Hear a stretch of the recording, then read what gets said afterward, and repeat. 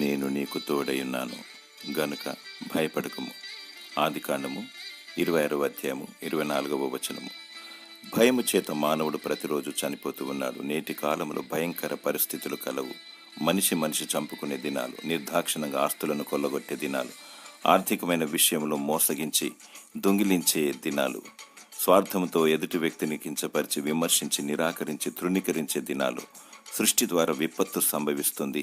సాటి మానవుని ద్వారా హాని కలుగుతుంది. కారణం, మానవుడు దేవునితో సహవాసం చేయడం లేదు, దేవునికి లోబడడం లేదు.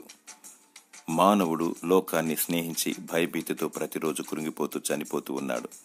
దేవుని స్తుతిస్తే ధైర్యం లభిస్తుంది, ప్రార్థిస్తే విజయం లభిస్తుంది, వాక్యం పఠిస్తే విశ్వాసం లభిస్తుంది. ఈ 3 పనులు నీవు చేయాలి. దేవుడు నీకు తోడై ఉంటాడు. భయపడకుము. ఆయన శక్తిమంతుడు, ఆయన నిన్ను విడువడు. దేవుని స్తుతించు.